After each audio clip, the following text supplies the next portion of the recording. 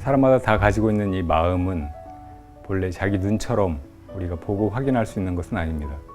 그러나 그 누구도 이 마음을 떠나서 살 수 없고, 심지어는 육신이 죽는다고 해도 마음은 따라서 죽는 것이 아닙니다. 이 마음을 가장 잘 비유할 수 있는 것은 바로 거울입니다. 거울은 그 앞에 좋은 것이 나타나든 나쁜 것이 나타나든 그것이 좋다 나쁘다 옳다 그르다 분별하지 않고 있는 그대로 그저 비추어냅니다. 우리가 부처님 경전을 공부하는 것은 바로 이 마음을 깨달으려고 하는 그런 마음 공부입니다. 부처님 법을 배우면서 이 마음에 비추어 보고 자기 마음을 잘 가다듬고 닦아나가고 그 존재를 또 깨닫고 하는 그런 내면으로 향하는 그런 여행이 되었으면 합니다.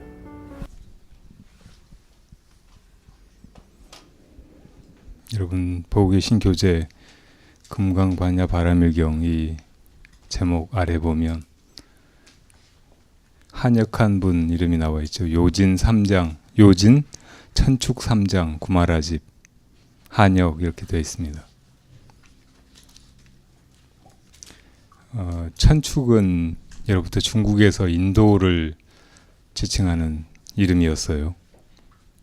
그런데 이 구마라집 스님은 본래 천축국 가운데 타클라마칸 사막 지대에 있었던 구자국 사람이었습니다. 본래 그 아버지가 구마라염이었는데 뜻이 있어 출가를 했어요. 구자국에 가서. 그런데 그 총명함에 탐복한 구자국의 왕이 자기 여동생을 구마라염에게 시집을 보냅니다. 억지로 결혼을 시킨 거죠. 그래서 낳은 사람이 구마라집이었어요. 이 구마라집 스님이 본래 아주 총명해서 그 총명함은 아버지와 어머니로부터 물려받은 것이기도 하겠지만 원래 구마라집의 어머니 기바라는 여자는 대단히 총명한 사람이었는데 구마라집을 잉태하면서 기억력이 10배나 좋아졌다고 해요. 그런데 나중에 구마라집이 태어나서 보니까 더 총명해서 하루에 몇만 자를 낼 수 있었다고 해요. 이 구마라집이 7살이 됐을 때 그 어머니 기바가 왕에게 그렇게 청했는지 아니면 남편에게 얘기했는지 아들과 함께 출가하겠다고 해요. 극구 만류하니까 1회 동안이나 밥을 안 먹고 단식 투쟁을 하다가 마침내 허락을 받고 스님이 됩니다. 7살의 구마라집이 처음에 가서 배운 스승은 바수반두라고 하는 개빈국의 스님이었어요. 반두달다, 바수반두가 아니고 반두달다라고 하는 스님에게서 소승법을 배웁니다. 근데 그 법을 다 전해주고 나서 반두달다가 그 제자를 지금 대승법이 전해오고 있으니 가서 배우라고 해요. 그래서 수리야 사마라고 하는 대승의 스님에게 가서 또 대승법을 잘 배웁니다. 주로 용수의 공사상을 배워요. 지금 우리 금강경도 공사상, 중관사상을 담고 있는 반야부의 경전 중에 하나죠. 그리고 대승법을 다 통달하고 나서 반두달다에게 돌아오니까 반두달다가 절을 하면서 전에는 내가 너에게 소승법을 가르쳤지만 이제는 네가 대승법에 통달해서 나에게 왔으니 내가 너에게 배우겠다 하면서 승으로 모셨다고 해요. 어찌됐건 구마라집은 그 타고난 총기에 또 소승 대승의 불법을 배워서 그때 구자국뿐만 아니고 인도에도 대단한 스승으로 널리 알려지게 됩니다. 근데 지금 여기 나오는 요흥이라고 하는 나라가 후진인데 요흥이 요진이라고 돼 있죠. 요흥이 세운 후진인데 그 전에 전진이라는 나라가 중국에 있었어요. 전진의 왕 북연이 이 구마라집을 욕심내서 전쟁을 일으켜요.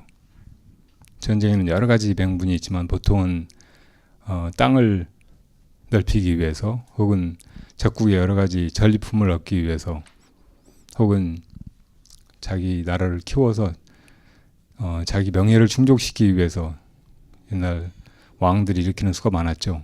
그런데 놀랍게도 이 북연 왕은 구마라집을 자국의 스승으로 모셔오기 위해서 전쟁을 일으킨 것입니다.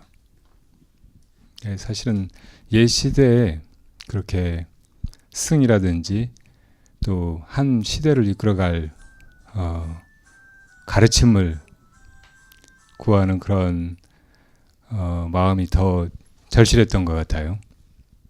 모든 나라가 개국할 때 되게 그 나라의 통치 이데올로기를 생각하고 그것을 세우기 위해서 전 시대의 이데올로기를 비판하면서 새로운 이념을 제시해줄 스승을 찾게 되죠. 뭐 예를 들어 조선조가 세워질 때 고려의 부패한 불교의 여러 폐단을 강조하면서 정도전 같은 사람의 성리학을 받아들여 가지고 이제 불교를 억압하게 되잖아요. 뭐 그런 식이죠. 그런데 이 북연왕이 처음에 구자국을 정벌하고 구마라집을 데려오기 위해서 보낸 장수는 이름이 여광이었어요. 여광이 구마라집을 체포해가지고 구자국을 이제 멸망시키고 그 왕의 공주와 억지로 또 결혼을 시켜요. 한 방에다 가두고 술을 먹여서 거기서 파괴를 시키는 거죠. 그리고 이제 다시 데려오는 도중에 원래 여광을 보냈던 전진이 멸망하게 돼요.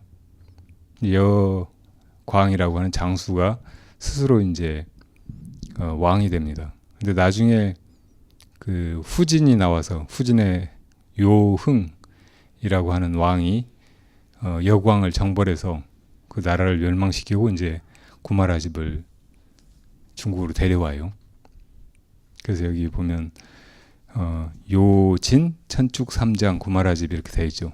중국에 불교가 들어오기 전에, 다시 말하면 경전이 본격적으로 번역돼서 중국에서 불교다운 불교가 시작하기 전에 불교를 격이불교라고 했어요. 부처님의 가르침이 이 세상에 온갖 고통을 벗어나서 열반에 이르는 길이잖아요. 근데 그것이 중국에서 가장 유사한 사상으로 내려오던 것은 도가의 사상이었어요. 이 세상이 다 더덥고 그 속에서 온갖 뭐 사회제도라든지 혹은 규범을 통해서 사람들의 생활을 질서 있게 더 행복하게 만들려고 하긴 하지만 우리가 살아보면서 느끼다시피 삶은 그렇게 쉽게 좋아지지 않고 그다지 산다는 일이 행복하지가 않죠. 그래서 이제 이 세속의 삶을 등지고 모든 것이 다 더덥고 보잘것없다는 것을 통찰하고 무의자연으로 돌아가라는 사상이 노장의 도가 사상이잖아요. 근데 이 도가 사상하고 불교하고 흡사하다고 생각한 거예요. 그래서 이제 불도도 역시 세속을 등지고 출가하는 거, 혹은 우리 마음속에 있는 욕망이나 혹은 마음의 동요나 이런 것을 그치고 무의에 돌아가는 것, 그 정도로 이해를 했던 거예요. 근데 이제 본격적인 불교 경전들이 한역되면서 비로소 이제 진정한 공사상, 불교의 공사상이 알려지기 시작한 거죠. 그러면서 이제 진짜 불교가 중국에서 시작되었다고 말할 수 있는 거예요. 본격적인 공사상과 도가의 공사상은 어떻게 다른 것일까요? 도가의 공사상은 다분히 이분법적이에요. 우리가 무엇인가 있다라고 하는 것에 상대되는 무를 이야기하고 무엇인가를 이 사회에서 혹은 인생에서 애써 해나가는 것에 상대적인 개념으로 무의를 이야기한 거예요. 그냥 아무것도 할 필요가 없다. 이 세상 혹은 문명을 등지고 산속에서 그냥 유유자적하면 그것이 행복의 길이다. 혹은 이 세상을 초월해서 저 천상세계에 가는 신선이 되는 그런 길이다라고 얘기했던 거죠. 그런데 부처님의 가르침은 이 세상을 우리가 반야로 제대로 보면, 우리 존재를 반야로 제대로 관조해 보면 있는 이대로가 그대로 다 비어서 없는 것이다. 이런 공사상을 이야기한 거죠. 그러니까 색이 곧 공인 그런 사상이라는 점이 더 깊은 불교적인 공에 대한 통찰이에요. 그러니까 방금 구마라지 스님의 생애에서 또 그 아버지 구마라 염의 생애에서 보듯이 어떤 사람이 이 세상이 더덥고 보잘것없으니까 그걸 다 등지고 출가해서 도를 구한다면 그 역시 훌륭한 일이긴 하죠. 그렇지만 이 세상이 더덥고 보잘것없다, 비어 없는 것이다, 그렇게만 그치면은 그것은 진정한 공사상이라고 말할 수 없을지도 몰라요. 근데 모든 게 다 공하다면 우리가 세상에서 이대로 그냥 복잡하고 좀 혼란스럽게 살아가는 것, 이대로가 다 공이잖아요. 그러니까 필요에 의해서는 그것이 보다 큰 목적을 위한 것이라면은 그렇게 공한 이 세소의 것들을 그저 부정하고 등질 필요는 없는 거예요. 어떤 때는 수용할 수 있는 것이죠. 그러니까 구마라염이나 구마라집이 했듯이 그렇게 결혼해서 아들을 낳을 수도 있는 거고, 또 왕의 그런 요구에 응해서 자기 목숨을 부지하고 경전을 번역한다든지 제자들을 기르는 일을 할 수 있는 거예요. 거기서 그냥 나는 세속을 떠난 사람이고 이 세상 모든 건 다 덧없으니까 차라리 나를 죽여라 하고 그렇게 한다면 그것도 이제 훌륭한 태도이긴 하지만 자제한 모습이라고 하기는 힘들겠죠. 한쪽에 치우친 모습일 수 있어요. 어쨌든 그렇게 훌륭하신 분이 번역한 이 금강경을 우리가 배우고 있습니다. 그리고 그렇게 배우는 것이 이론적인 학습에 그치는 것이 아니라 이것이 우리 삶에서 구현돼야 되는 거죠. 금강경 가르침은 공사상인데 그저 무엇인가가 비어서 없다는 것이 아니라 이 존재하는 모든 것이 공이고, 그렇기 때문에 우리가 이 속에서 정말 자유로울 수 있는 거죠. 만약에 이것들이 다 실제로 있는 것이라면 거기 매여들게 되고, 그것이 공하다면 다 떠나야 되겠지만 진짜로 공하기 때문에 이 속에서 자제로울 수 있는 거예요. 그러니까 필요하면은 색이라고 해도 그대로 공이기 때문에 그걸 마음대로 쓸 수 있는 거죠. 결혼도 할 수 있는 거고, 또 이 오타각세 진흙탕에 빠져들어서 온갖 범부의 행도 그대로 법으로 펼쳐 보일 수 있는 것이란 말이에요. 저 육조 스님 이야기를 조금 해볼까요? 이 금강경이 조계종의 소위 경전이라고 하잖아요. 조계. 이 조계는 육조 해능 스님이 머물러 법을 펴시던 곳의 이름이에요. 조계산. 여기서 이제 이름을 따서 조계종이라고 우리 선문의 그 가장 큰 종파의 이름을 딴 거죠. 그러니까 육조 해능 스님의 그런 선풍이 지금까지 이어져 내려오고 있다고 할 수 있어요. 여러분도 아시다시피 육조 스님의 행적은 육조 단경에 나타나 있죠. 육조 스님이 원래 일자무식의 나무꾼이었어요. 아버지가 벼슬을 하다가 좌천됐던가 일찍 돌아가셨던가 해서 호르머니를 모시고 나무나에서 팔던 그런 사람이었어요. 근데 하루는 나무 팔고 시장통을 지나가다가 누가 금강경 읽는 소리를 듣고 거기에서 귀가 열리게 됐어요. 어디서 이런 좋은 법문을 배울 수 있을까 하고 이제 그 금강경 읽던 사람한테 가서 물어보니까 마침 황매산에 오조 스님이 계시는데 거기 가서 배우면 좋을 거라고 소개를 해요. 그래서 이제 찾아가서 여러분도 잘 아는 대화가 있죠. 어디서 왔는가 하니까 어디서 왔다고 하니까 거기는 오랑캐들 땅인데 오랑캐가 무슨 법을 배우려고 하느냐고 하니까 사람은 남북 혹은 오랑캐 중화 사람이 따로 있겠지만 어떻게 불성에 남북이 있겠느냐고. 그러니까 그 그릇을 알아보시고 홍인 스님이 한편으로는 아주 기뻐하면서도 오조스님 문화에 수없이 많은 스님들이 와서 오조스님 법을 이으려고 경쟁적으로 수행을 하고 있으니까 그 사람들이 시기할까 무서워서 가서 행자생활이나 하라고 방앗간에서 들방아를 밟는 일을 하라고 해요. 그래서 6개월이나 이제 방아만 짚고 살았어요. 근데 하루는 오조 스님이 이제 내가 나이가 들어가고 그런 대중 가운데 누가 법을 깨달은 바가 있으면 그 깨달은 소식을 그때 누가 와서 벽화를 그리고 있었는데 그 벽에다가 개송을 적어 놓으면 인가할 만하면 인가해서 육조가 되게 하겠다고 하셨어요. 근데 사람들은 다 이제 오조 문화의 수제자인 하택 신회가 뭔가를 할 거라고 이제 하택만 바라보죠. 계속 신수 하택 신회가 아니고 신수 스님만 바라보고 있는데 신수 스님이 사실은 마음이 확연히 열린 분이 아니어서 그 개송을 짓긴 지어야 되겠는데 떠오르는 건 없고 전전긍긍했어요. 그러다가 몸은 보리의 나무이고 마음은 밝은 거울을 바치고 있는 대화 같으니 부지런히 닦아서 때가 붙지 않도록 해야 한다, 이런 개송을 적어 붙였어요. 그러니까 이제 오조 스님 보시고 이것이 깨달은 사람의 개송이 아니라는 건 알았지만 사람들한테 일부러 이 개송을 잘 외면은 악도에 떨어지진 않을 거라고 선도에 나와서 대대로 이제 불법을 배워갈 것이라고 격려를 하셨어요. 근데 그리고 이제 사람들이 다 외고 다니니까 육조 스님이 들은 거예요. 육조 해능 행자가 들어보니까 깨달은 사람 개송이 아니에요. 이미 금강경을 듣고 마음이 열렸다고 했잖아요. 그래서 혹시 나를 그 개송 적힌 벽에 데려다 줄 수 있느냐고 다른 행자한테 부탁을 해가지고 거기 가가지고 내가 불러주는 대로 써달라고 그래요. 이게 이제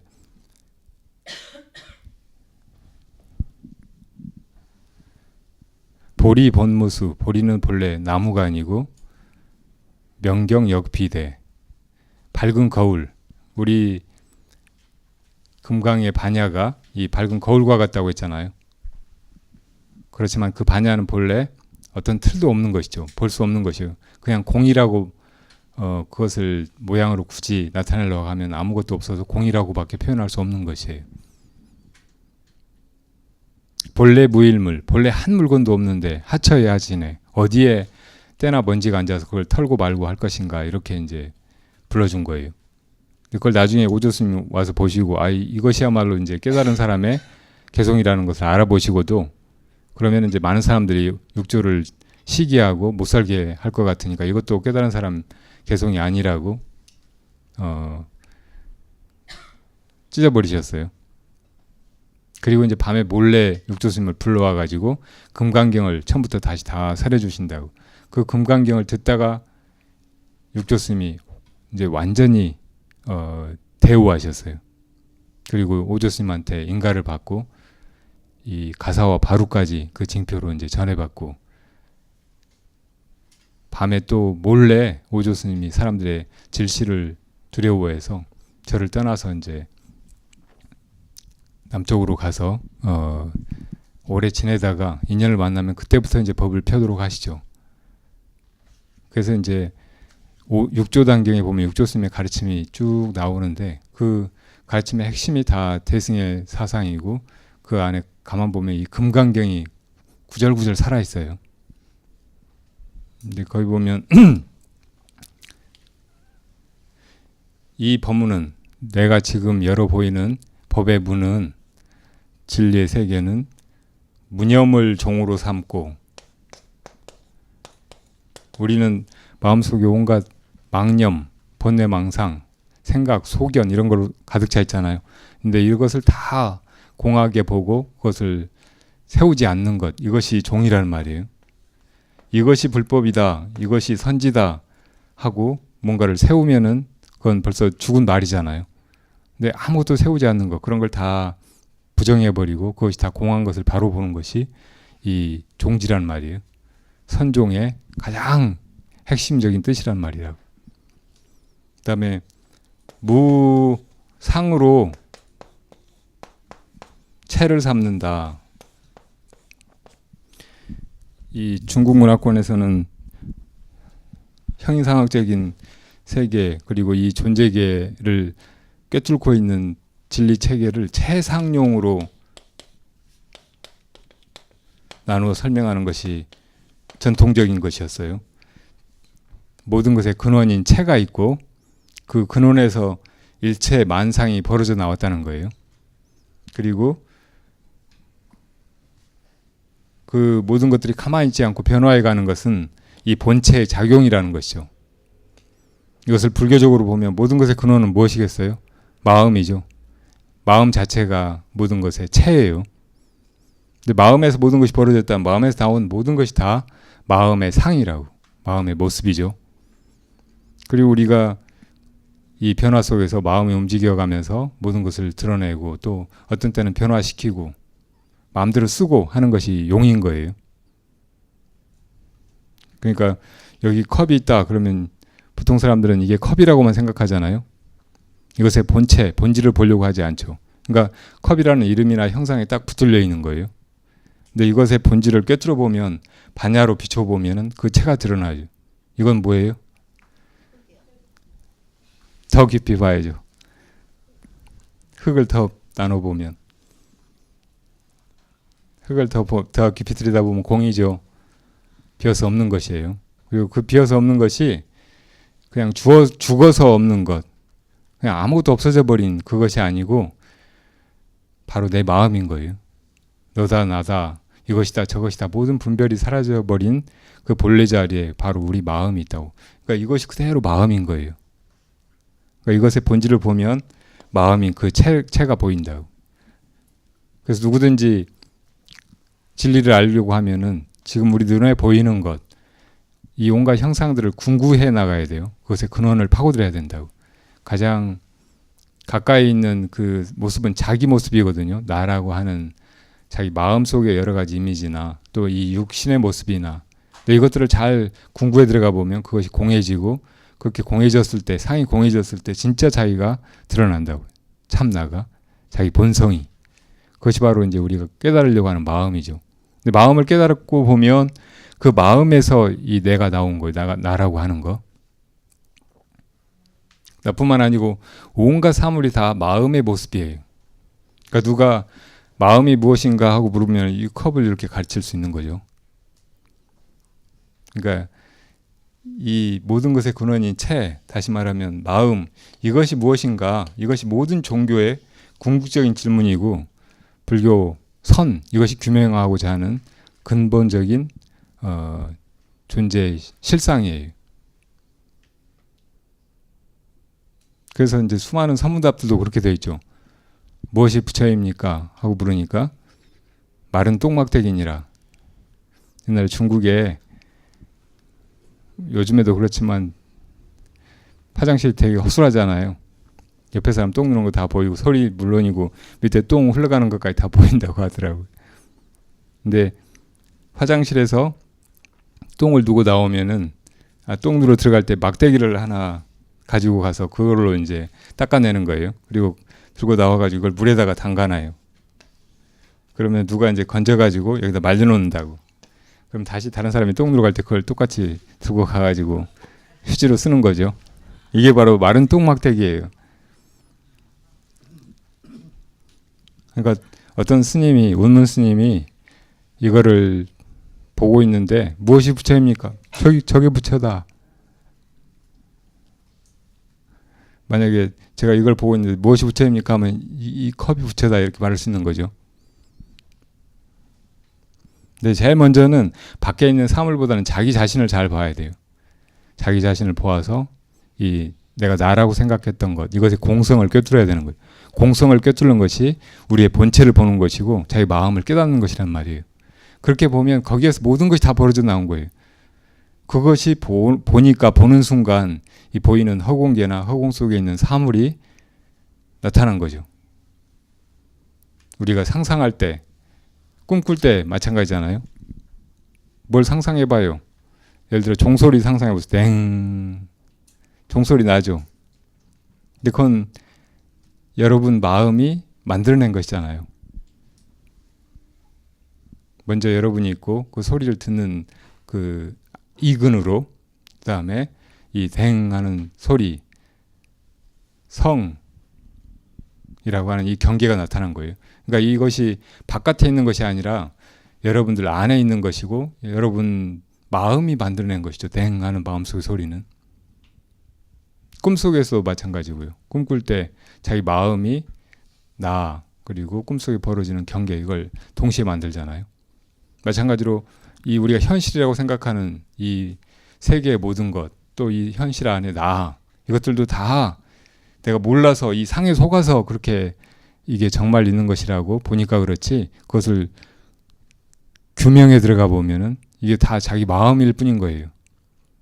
모든 것이 다 마음에서 나왔다. 일체유심조라고 말씀하신 것이 부처님 가르침이잖아요. 근데 그게 하나의 이론이 아니고 이 존재계를 규명에 들어가 보면 우리가 동일하게 깨닫게 되는 실체라고. 그렇게 하기 위해서 제일 먼저 나는 누구인가 자기가 무엇인가를 물어야 되는 거예요. 그렇게 함으로써 그것의 공성을 파지해야 되고 그것의 본체 이 모든 모습이나 이 모든 움직임의 그 근원을 자기가 요달해야 한다고. 그것이 돼야 돼요. 그리고 보면 이제 이 모든 것이 다 거기에서 벌어진 모습이라는 거예요. 그리고 그 다음에는 그걸로 그치는 게 아니고 그것을 써서 진리를 드러내고 또 중생을 제도하는 일이 남아요. 이것이 법계의 목적이기 때문이에요. 이 세상 모든 것은 다 목적 없이 무의미하게 밑도 끝도 없이 이렇게 존재하게 된 게 아니고 모든 게 다 인과에 의해서 벌어지고 있다고. 그리고 인과에 의해서 그렇게 세계가 펼쳐져 나가는 근본 이유 혹은 목적은 우리 모두가 다 구경열반에 이르는 것이에요. 우리가 나왔던 그 근본 자리 여기로 다 함께 돌아가는 거예요. 거기서 다 나와가지고 이 모습의 세계에 속아서 다 고통당하고 있는데 그럼에도 불구하고 이 고통스러운 세계가 펼쳐지는 이유는 그 고통을 넘어서서 본래 자리로 돌아가서 모두가 다 완성되고 참으로 영원히 안락하게 되는 것이라고요. 그러니까 그 목적을 향해서 우리가 가고 있기 때문에 이 근원을 깨달아가지고 이 자리에 돌아가면은 거기서 이제 아무것도 안 하게 되는 게 아니고 중생을 제도하게 된다고. 다시 말하면 대승의 반야바라미를 하게 되는 거예요. 그렇지만 그것도 다 역시 이 현실감 속에서 우리가 세상에서 중생의 노름을 하던가하고는 달리 모든 것의 본질인 이 공성을 깨닫고 이게 다 마음 안의 일이고 실제하지 않는 것이라는 것을 잘 알고 사게 된다고. 바로 이게 금강경의 가르침이잖아요. 일체 중생을 다 내가 제도하지만 사실은 제도하는 바가 하나도 없이 제도하게 되는 것이란 말이에요. 그렇게 모든 일을 해가는 것이 바로 이 근원인 마음을 깨달아서 그 마음을 쓰는 일이라고요. 이렇게 하는 일이 남아있는데 이 일조차 부정하고 그냥 산속에만 들어가 버리고 그냥 무의로만 남아있고 그런 거 진짜 무의가 아닌 거죠. 진짜 출가가 아니고 불법의 참다운 중도의 관과 그 마음 씀은 바로 이 금강경에 있듯이 중생을 제도하는 일, 자기 마음을 깨달아가지고 그 마음을 바르게 써서 중생을 참으로 돕는 일인 거예요. 근데 그렇게 해도 이것이 다 꿈속의 일이고 사실은 하는 바가 없어요. 이것이야말로 진짜 무의라고요. 불교의 무의예요.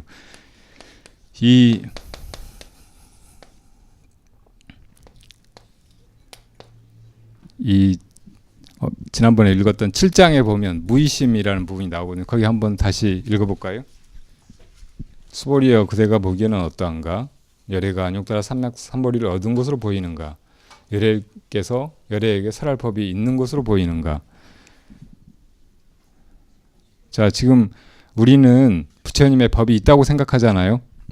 그리고 그 법이 이제 우리 중생들의 어리석은 소견이나 외도의 온갖 사견을 다 깨트리고 있다고 본다고. 그러니까 그런 걸 깨트리고 부처님 이것이 정법이다라고 뭔가를 세우고 있는 것으로 여기죠. 다시 말하면 부처님의 위없는 법, 안욕따라 삼약삼보리가 외도들의 소견이나 중생심과 같이 어떤 형태를 가지고 상으로 있으리라고 생각하는 거예요. 근데 여기 보면 안욕따라 삼약삼보리가 사실은 없는 것이다 라고 부처님 말씀하고 계시잖아요. 이것도 지금 이해가 가세요? 네. 부처님이 법을 설한다고 하지만 이 법이 사실은 꿈속에서 법을 설하는 일이고 꿈속에서 중생을 제도하기 위해서 중생들의 어리석은 소견, 꿈속의 온갖 망동을 파하고 계시는 거죠. 사실은 그것도 꿈속의 일이기 때문에 설하는 바도 없는 거예요. 나중에 부처님이 열반경에서 45년이나 법을 설해 오셨으면서 마지막 입적을 앞두고 열에는 한마디도 한 적이 없다고 하셨어요. 그 말씀도 이해가 가세요, 이제? 그러니까 부처님이 안욕드라 삼약 삼보리를 세우고 설법을 하시고 하는 것 같지만 사실은 그런 게 다 없다는 말이죠. 이것이 다 무의법이라는 말이에요. 이제 또 보자고요. 그러자 수보리가 대답했습니다. 제가 부처님께서 말씀하신 뜻을 이해하옵기로는 안욕다라 삼약 삼보리라 부를 만한 정해진 법이 없고 또한 이렇게 설할 수 있는 정해진 법도 없나이다. 왜냐하면 이렇게 설하는 법은 어느 것도 취할 수 있는 것이 아니고 설할 수 있는 것이 아니며 법도 아니고 법 아닌 것 또한 아니기 때문입니다. 그러니까 이것이 법이다라고 세울 만한 것이 없다는 말이에요. 더구나 법 아닌, 그러면 법이 아니라고 하면 법 아닌 무엇인가 하지만 그것도 또 역시 아닌 거죠. 이 무슨 소치인가 하면 모든 성현들의 가르침은 다 무의법이라는 점에서 온갖 바르지 않은 가르침들과 다르기 때문입니다. 무의법. 성현들의 가르침. 불교에서 성현이라고 하는 건 성인과 현인을 말하는 것인데 불교적인 개념은 아주 높고 엄격해요. 우리가 보통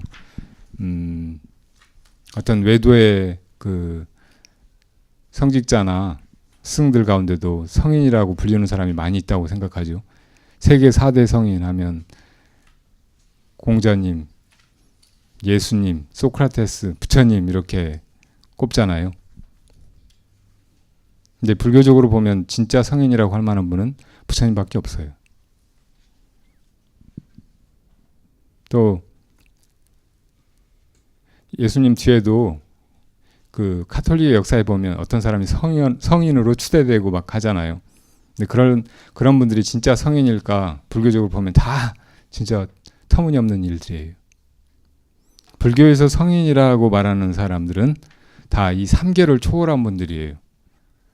어떤 사람이 조금 선정에 들었다든지 삼매 경험이 있다든지 혹은 어떤 신통력을 내보였다든지 이적을 행했다든지 아주 자비심이 깊어서 많은 사람들에게 덕화를 베풀었다든지 뭐 그런 것으로 성인이라고 말하지는 않는다고.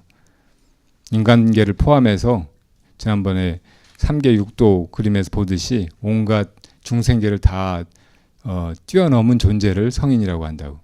이 존재계가 다 허망한 것임을 알고 그런 세계에 대한 집착을 온전히 떠나서 더 이상 그 생사에 윤회하지 않는 존재, 천상에도 집착이 없어져서 거기 나지 않는 그런 존재를 성인이라고 한다고요. 그러니까 이 불교 안에만 그런 성인이 있어요. 그리고 물론 불교 밖에도 있지만 그런 분들은 이 연각이라고 부른다고. 연각. 그러니까 우리가 소승의 수행자를 성문연각 이렇게 하잖아요. 성문은 부처님의 법을 배워서 연기법이나 이 공사상을 배워서 도가를 성취함으로써 이 3계에서 벗어난 그런 성인을 말하는 거죠. 그러니까 성문 아라한을 말하는 거예요. 성문 아라한은 성인이라고 할 수 있어요. 근데 불교를 몰랐다고 해도 어떤 것에도 실체가 있는 것이 아니고 모든 게 다 인연 따라 벌어지고 인연 따라 사라지는 것일 뿐이라는 것을 누가 깨달으면 그런 사람은 이 아라한이 깨달은 것과 똑같이 불교적인 깨달음이라고 말할 수 있고 이런 사람들은 3계에서 벗어나게 되죠. 이런 분들이 성인이라고 말할 수 있어요. 근데 불교에는 소승의 가르침만 있는 게 아니죠. 대승의 보살들도 다 성인이에요. 그리고 이 보살도를 행해 가서 결국 이르게 되는 경지는 성불이잖아요. 부처가 되면은 부처님이야말로 이제 진짜 성인이라고. 성인 중에 성인, 위없는 성인이죠. 그런데 이렇게 부처님의 가르침이나 또 보살들의 가르침이나 또 아라한이 이룬 그런 깨달음의 경지, 이런 것은 다 무위법으로서 다른 외도의 법과 혹은 중생들의 소견과 다르다고 부처님 여기서 지금 해공 제1의 수보리존자의 말이긴 하죠. 그렇게 말하고 있는데 이게 무슨 뜻일까요? 이 세상에 대한 집착을 가지고 그 속에서 뭔가를 구하고 싫어하고 탐내고 하면서 뒤죽박죽으로 거기 얽혀 살아가는 것들이 중생이잖아요. 근데 그 가운데서 모든 것이 비어서 없다는 것을 알고 그 마음이 쉬면 성문 영각이라고 할 수 있다고요. 이것은 자기 자신이 이 세속에 대한 집착에서 벗어나가지고 거기서 자유로워진 거죠. 그러니까 무의의 그 편안함에 이른 거예요. 이것이 소승의 열반이라고 말할 수 있겠죠. 근데 자기가 그렇게 됐다고 해도 이 중생계에는 여전히 수많은 중생들이 끝없는 고통 속에서 생사에 빠져 있잖아요. 그 중생들을 건지기 위해서 보살들도 이 세계에 와서 같이 살아가면서 중생들을 제도한다고. 근데 그렇게 할 때 언제나 이 모든 것이 다 공하다는 것을 여실하게 보고, 공하니까 거기서 그냥 피해 없는 것이 거기서 사라져버리는 것이 아니고, 공하니까 자유롭게 와서 이렇게 온갖 교화의 행을 하는 것이 보살이죠. 그러니까 이 보살의 그 반야는 더 뛰어난 것이에요. 소승의 반야가 이 삼계가 다 고통이고 이 속에서 살아가는 것은 생사의 윤회일 뿐이기 때문에 그걸 끊고 그냥 삼계에서 자유로운 그 자리에 그대로 머물러 있다면, 대승의 보살은 그걸 뛰어넘어서 이거 전체가 다 공하니까 이 속에 와서 중생을 자유롭게 제도하는 것이라고요. 그러니까 더 높은 반야죠. 그렇지만 그렇게 해도 다 이게 꿈속 일이니까 무의 속에서 한다는 말이에요. 근데 부처님의 경지는 이 모든 것들이 다 결국은 성부를 향해서 간다는 것을 알고, 그 부처님이 깨달은 그 자리에서 한 걸음도 움직이지 않으면서 이 세계에 몸을 낮추기도 하고, 또 무량한 중생을 제도하기도 하고, 또 보살들을 교화해서 이 중생들을 건지게 하기도 하고, 이 모든 것들이 다 부처님의 일일 뿐이에요. 불사라고 말할 수 있어요. 알고 보면 이 법계의 한 가지 일은 불사일 뿐이라고. 부처님의 일이 일대사 인연이 이렇게 펼쳐져 나가고 있을 뿐이라는 말이에요. 근데 부처님이 조금이라도 마음을 일으켜서 내가 중생을 제도한다, 중생들에게 이렇게 법을 설한다, 이것이 불법이고 이것이 안욕따라 삼맥 삼보리 법이다, 이렇게 하시는 것이 아니란 말이에요. 온갖 헛것들을 다 부정하는 거, 그것뿐이에요.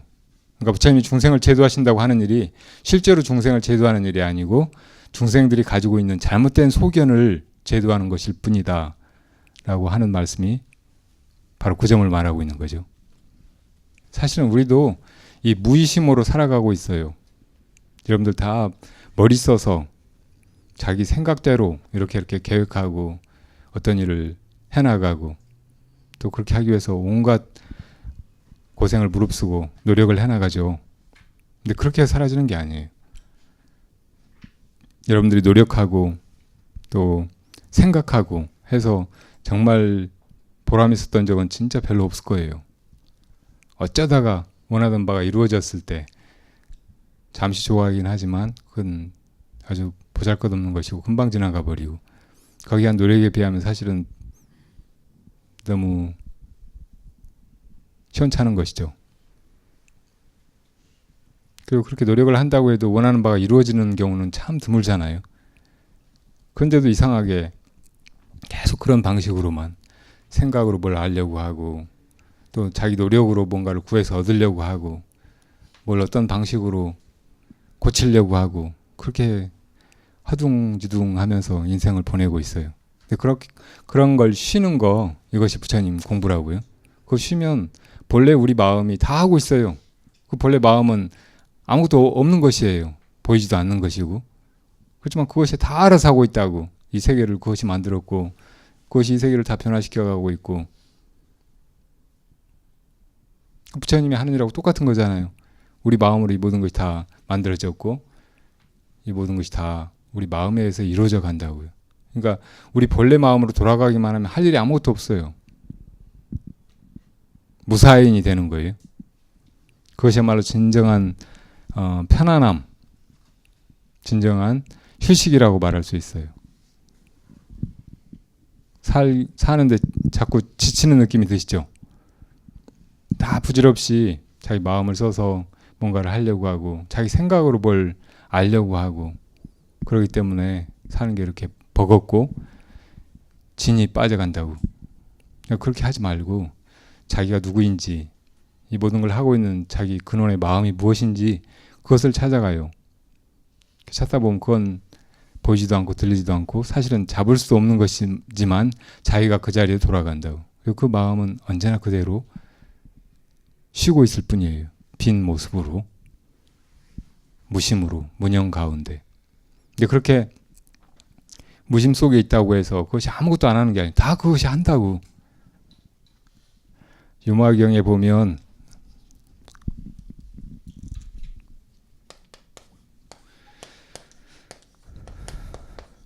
밖으로는 모든 법을 다 보기도 하고 듣기도 하고 느끼기도 하고 알지만 안으로는 이 제1의 이 본래 마음 이것이 법이다라고 그 마음에 대해서 말로 이름 붙이고 설명해 놓는 거 이런 것은 다 두 번째, 세 번째 것이죠. 근데 그 말로 사려지기 이전에 그 근본 진리 자체, 진리의 당체 이것을 제1의 제라고 해요. 그러니까 안으로는 제1위에 있어서는 조금도 마음이 움직이는 것이 아니다. 이런 뜻의 말씀이 있어요. 그러니까 모든 걸 다 하는 가운데서 마음이 움직이지 않는 거예요. 모든 걸 다 해도 하는 바가 없는 거예요. 만약에 이렇게 하지 않고 진짜 모든 걸 다 쉰다고 무위에 들어간다고 아무것도 하지 않는다고 해봐요. 그러면 그냥 죽은 것이잖아요. 나무 토막 같고 돌조가리 같지. 그게 뭐예요? 그게 우리가 구하는 건 아니잖아요.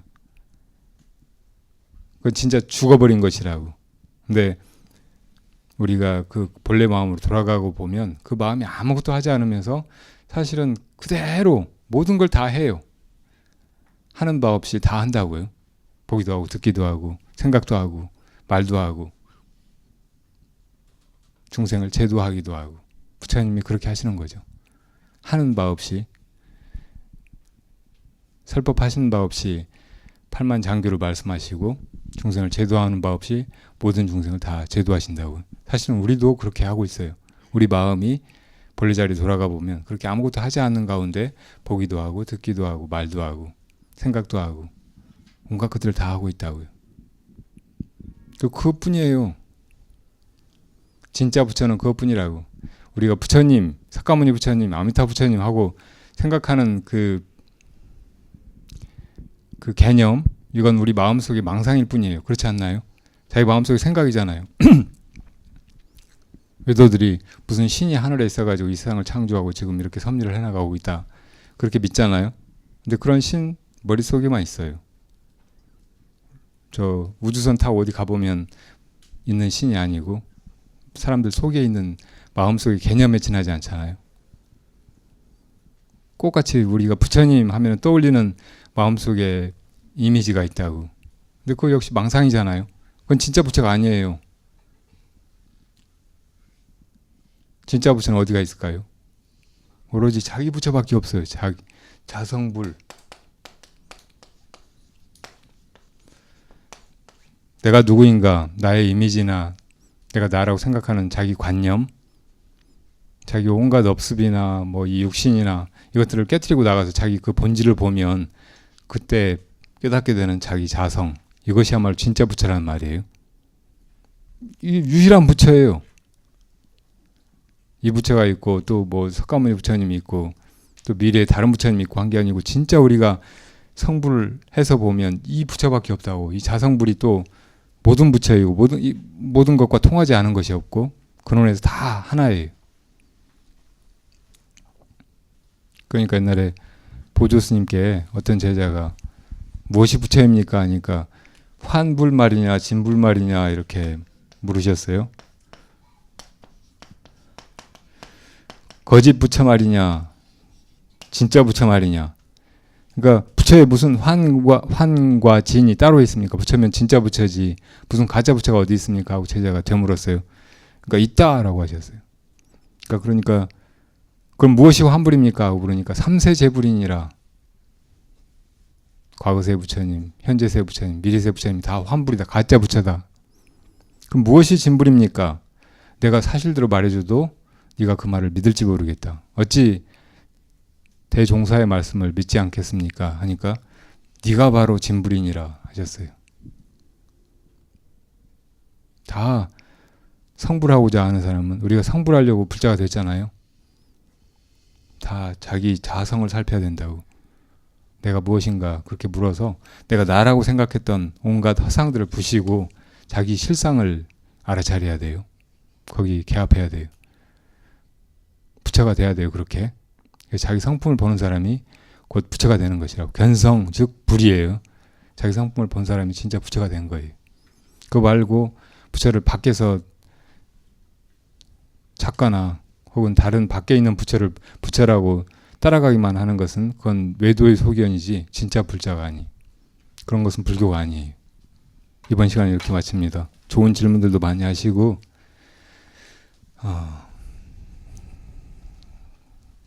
부디 밖에서 무엇을 알려고 하거나 잡으려고 하거나 하는 마음을 내려놓고 언제든지 자기 안에서 이 인생의 해답을 또 우리 존재의 궁극적인 목적을 찾으려고 하세요.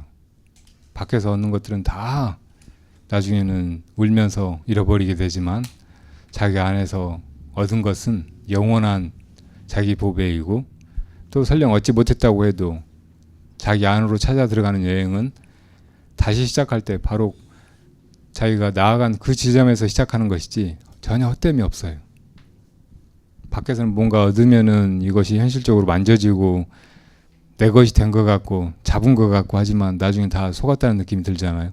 자기 안에서는 이 눈에 보이지도 않고 조금도 나아지는 것 같지도 않고 뭘 알아지는 것 같지도 않고 그렇지만 이것은 진짜 자기 것이라고.